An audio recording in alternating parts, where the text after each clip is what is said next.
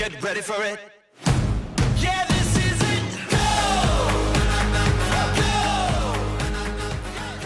Go! Afternoon, V2. How's it going? Yeah, good, B1. As we were saying before, a little bit weary. Lots of running this weekend, so that's always a good feeling. But you've got to rest. How's your week gone?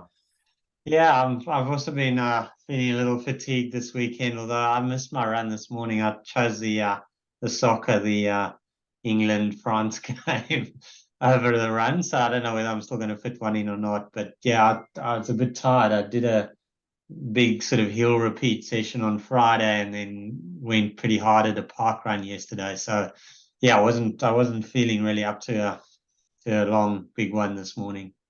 Yeah, well done on the park run. That's good. Your times are getting quicker again, so that's always good. I sort of didn't do park run and haven't done it for a little while in favor of trying to get a few long runs in. So I had a nice long run with a couple of mates, which was fantastic. We just had a beautiful day, and we went sort of hugged the river around to Fremantle, and then ended up with beers at Gage Roads.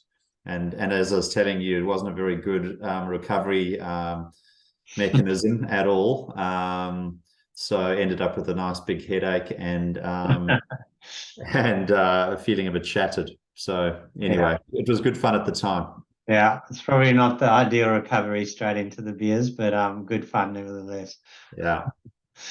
Um, anyway, Kev, you and I were having a bit of a chat, and given that it's holiday season coming up and people might want ideas for Christmas presents and just generally talking about what reading we might do. I know you and your travels, you've got a few long plane journeys. I plan to do a bit of reading this summer holiday as well. So we thought we might talk a bit about running related reading this week.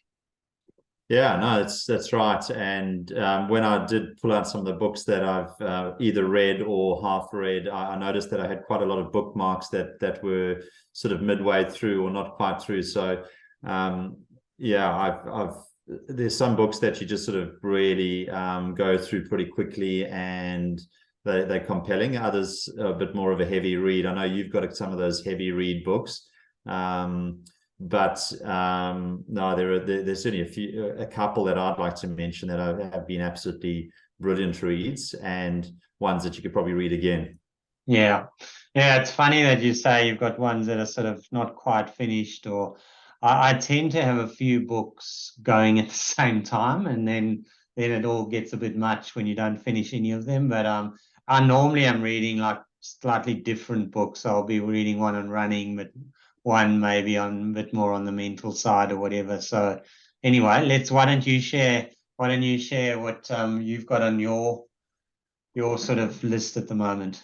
Yeah. Okay. Well, this one I've got to share. So the rise of the ultra runners, and this author, I was going to say, what's his name? Ardenand Finn. I think I've got his first name right. But he is a fantastic author, and he's written some excellent books. I think one of his first was Running with the Kenyans, which is quite well known.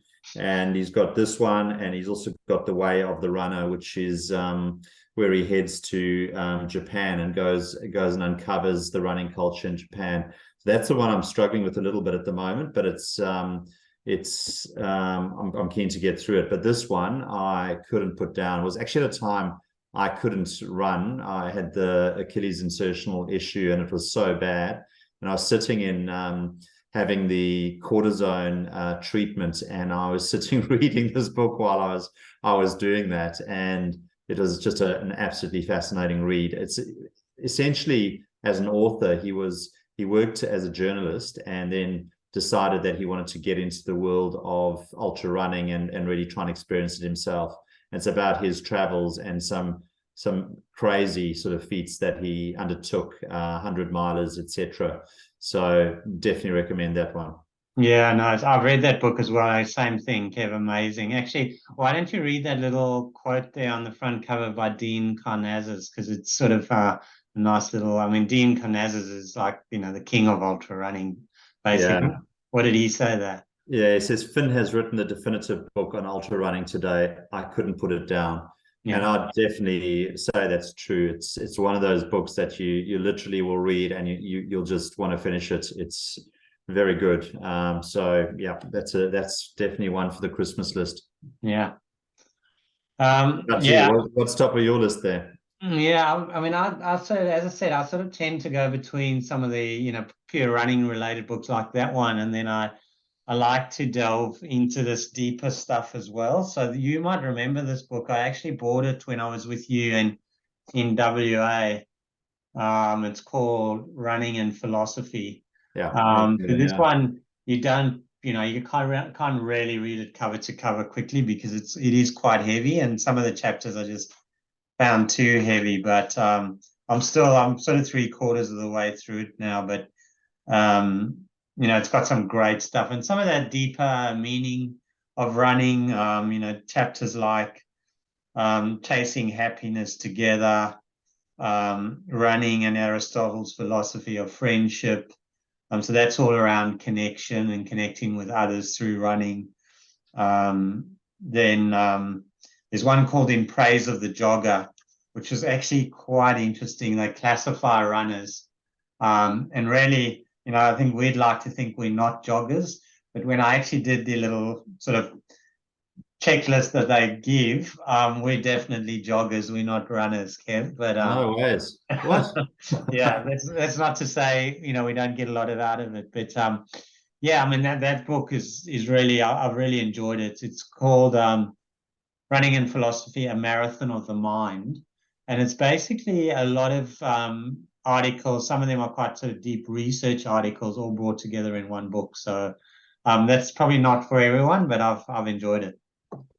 Right. Well, no, it's a good one, and the connection piece is so true. And I was running in the group today, our normal run group, and there's a new runner who came along, and it turns out she's a very, very strong runner, and done some fairly big events, etc. And she turned to me and said, I must say, it's just I do a lot of running on my own, but it's really nice to be running as a group. And I thought that was just, so true, that particularly if you do a lot of running on your own, sometimes you forget about and even if you're not talking, just having someone by your side is quite nice. So yeah, that connection side of it's very true. Hill, I can't end today before talking about this book. And fellow countryman Bob Delamotte wrote this. He actually now lives in Australia and in Perth, and bump into him now and again. I don't know him personally, but he's worked with my brother-in-law, and my brother-in-law gave me this book. I think it was for my birthday, and Bob actually signed it and wrote a little piece in there to me at the time. And anyway, it's just essentially about the Comrades Marathon, but also about the political situation in South Africa in the 80s, and also the Comrades in the context of the 80s and some of the political struggles at the time, and how himself and Bruce Fordyce and others responded to some of that. But the little story that I loved in this particularly was, Bruce Fordyce being nine times winner. He had an uncanny ability to sort of come from behind, and Bob on several occasions was ahead. And you can see Bob there on the I don't know if that's left or right. It's on my left. The tall guy. He's a big man, and Bruce is a lot more slight than him. But in any event, Bob was ahead in one of those years, and Bruce came powering from behind, and as he pulled up next to him, Bruce put out his hand and shook his hand. I think Bob reluctantly responded on the first occasion, and off Bruce went, never for Bob to be seen again. And he talks about that, and it happens again, and then it happens with other runners too.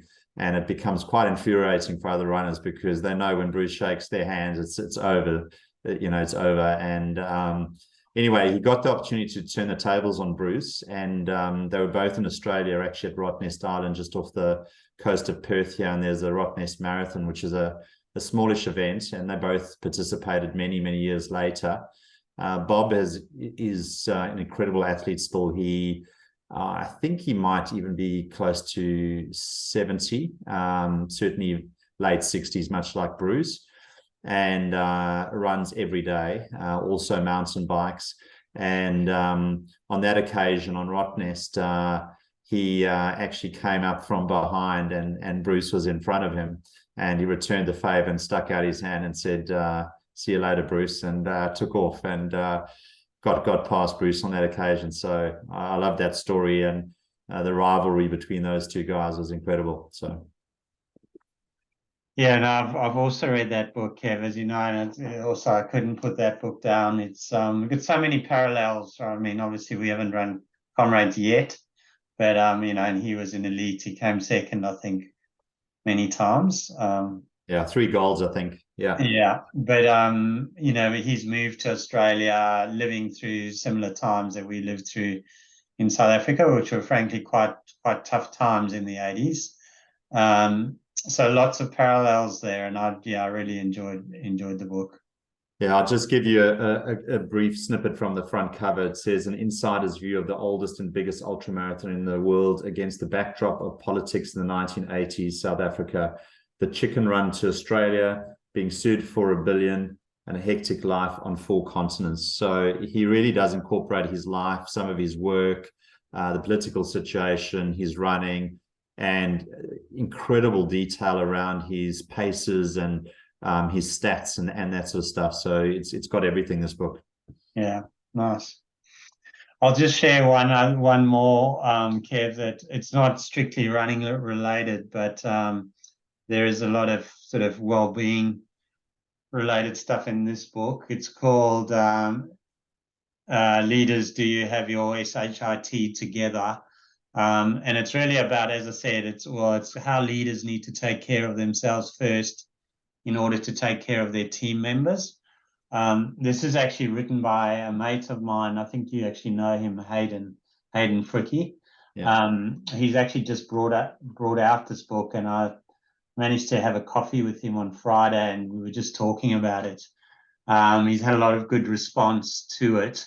And although it's written from a leadership perspective, the message is basically you need to look after your own well-being and set an example for team members before you worry about others, etc. So it's very. I actually worked with Hayden. He runs an organizational development firm called Steeple, and a lot of what he sets out in this book he employed in various executive coaching sort of programs, etc. they do at the firm.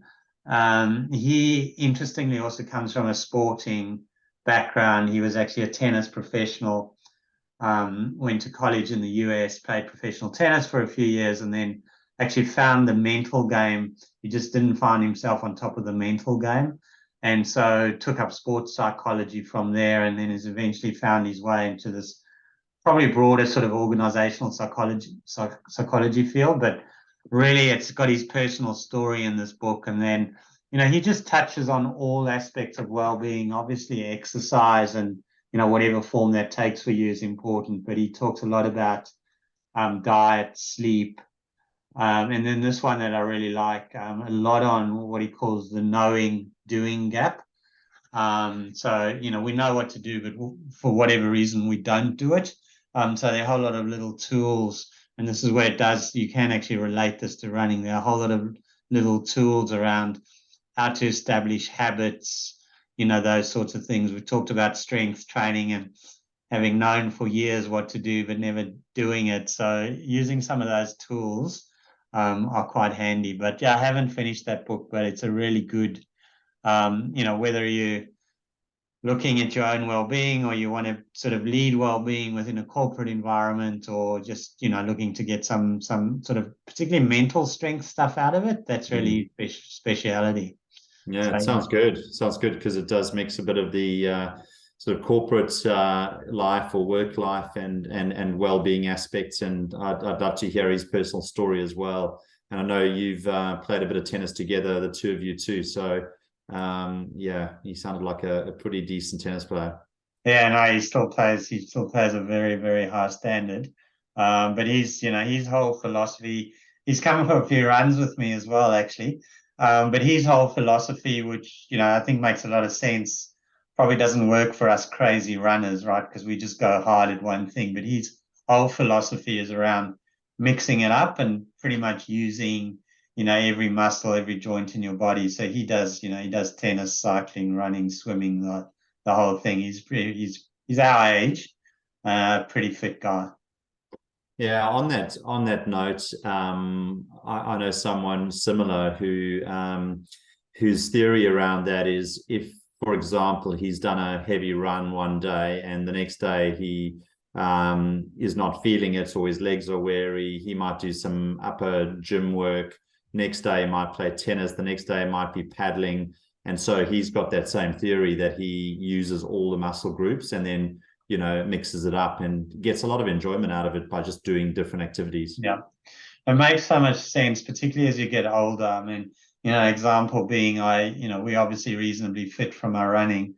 I went and played 18 holes of golf last Friday, and I could hardly move the next morning because all of those movements, particularly for my back, were just movements that I never make. So that is a good example, right? If you'd done that when you're 18 years old, you wouldn't feel it because you're probably doing a bunch of other things. Yeah, and on that note, you're running in a straight line as well, so you just got that forward movement. So as soon as you try and move laterally, if you're playing tennis or squash or something like that, all of a sudden, you feel it in your hips and the like. So yeah, running can be very, very repetitive. So, but anyway, we enjoy it, so that's the main thing. Yeah, that is the main thing. It's our passion and our play, as they say. But anyway, Kev, why don't we leave it there? What we will do, we will post our top sort of 10 to 15 books, some of which we've talked to today, but we'll post a list of those for people. And then as I said, if you want to do some reading over the summer, or you're looking for a nice gift for someone, why not try out one of those books? Because I think what you'll find on that list is quite a mixture of different or running related books in some way. Absolutely. So enjoy your reading over the festive season. I hope the tips are useful and you pick up one or two of those books. I know you become renowned for leaving us with a quote. So I know you've got one for us this week again. Yeah, and I can't help myself, Kev, when it comes to quotes, but probably also because I read so much, and there's some great, great running quotes, and I'm going to leave you with one that comes from. It's definitely on the list. It's my number one book of all time. It's called The Essential Sheehan, and it's by a guy called Dr. George Sheehan, and just an amazing, amazing guy, running philosopher, he's sort of called. But I'll leave you with this quote. And if you get a chance to read that book, it's well worth a read. The quote is, "I just have to run at a comfortable level, fast enough to dispel my worries about the world, fast enough to enjoy the workings of my body, and slow enough to let me observe the world around me, slow enough to escape into the world within." So that was actually that's written by him, but it was out of the Runner's World magazine in 1988, so a long time ago. He was editor of Runner's World for many, many years, George Sheehan. Yeah. Yeah. There's a lot of slow words in there, so I think it's maybe telling us a bit of a story there that we need to slow down a bit. I'm getting a lot of people telling me that, so people who know me still think I'm not slowing down enough. But anyway, I don't want to slow down too much because only 52. I'll slow down when I hit 60. Yeah, you're a spring chicken, Kev.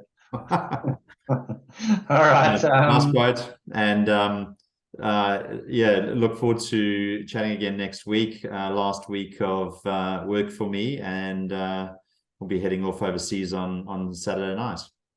Wow. Okay. So we might we'll try and get one in before you leave, but then we might be talking from some exotic snow locations. Yeah, In a absolutely. few of the Yeah, future weeks. definitely. We'll have a surprise snow package. If I can stay upright, and there could be some action footage of me falling. Maybe not. That's not a good good omen coming into Comrades training. Yeah. Yeah. All right. Right. Thank you. Good to catch up. Yeah. You too. Have a good Bye. one.